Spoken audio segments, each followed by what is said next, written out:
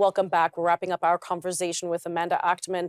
We're discussing the resistance to the Nazi regime in World War II and why it was important. Who were some of these key figures, or maybe some of the lesser known figures that we seldom hear about? Amanda, thank you again so much for joining me today. This has been very enlightening, and we've heard about a few of the figures. I think there's another one you mentioned that you wanted to chat about.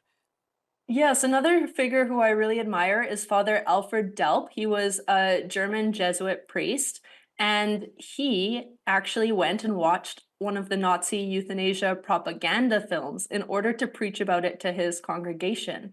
And he discussed the deception within the film. And then he said, "What do we have to say from our holy mountain?" He was preaching on the Mount of the Beatitudes in juxtaposition and in contrast to the message in this euthanasia film where a husband kills his wife who has multiple sclerosis in ostensibly a mercy killing. And so he really takes to heart the message being put forward and tries to contend with all the deception inherent in such a film, having gone to see it for himself. So I thought that's a very interesting text of his.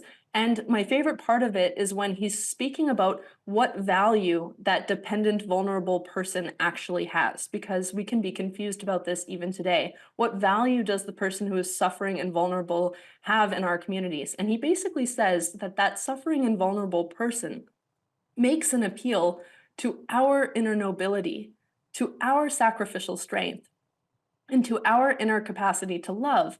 And that if we take this person out of community, if we eject them from the human family, then man becomes nothing but an egotistical predator who really only thinks of his own nice existence.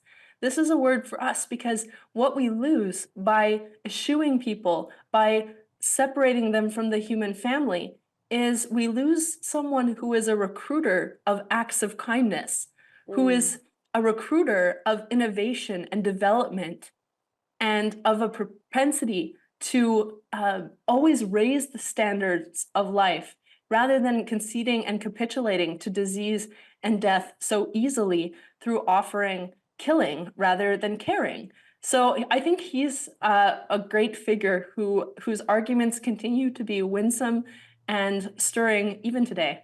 Yeah, no, that's a very interesting point. When we bring a bowl of soup to a sick child, obviously that person's on their deathbed, but that's an act of kindness. Ditto, would there be an act of kindness or an opportunity for one of us to exert charity if someone's at their deathbed to, adjust their pillow, to spend that hour just sitting in maybe silence and helping them to a chemotherapy session, something like that. So that's something to think about, most definitely. Uh, you spoke earlier, we only have a couple minutes left, but you spoke earlier of the concept of dehumanization. Why was that so critical to the Nazi regime? And do you see that concept playing out in society now? Mhm. Well, dehumanization happens whenever a person is discarded, dismissed, or discounted, and when there's a dynamic of inferiority and superiority. And of course, if we believe that all persons are equal and have dignity, then there is none of this superiority, inferiority, but rather we are all human beings. We are all worthy of equal dignity and respect. And so we've got to resist dehumanization on the basis of our common humanity and human solidarity. And again, we know that we will all be vulnerable. We come into this world in vulnerability Mhm. and we leave it in vulnerability. And so our lives involve an entrustment of ourselves to one another.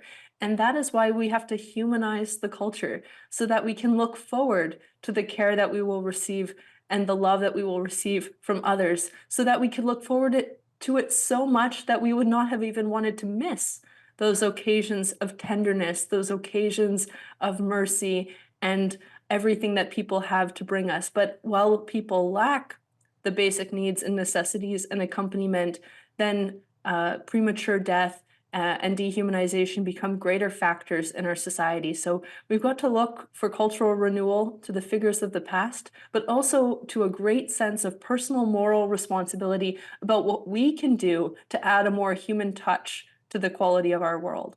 Amanda, thank you so much for joining us today. It's been a real pleasure. Thank you.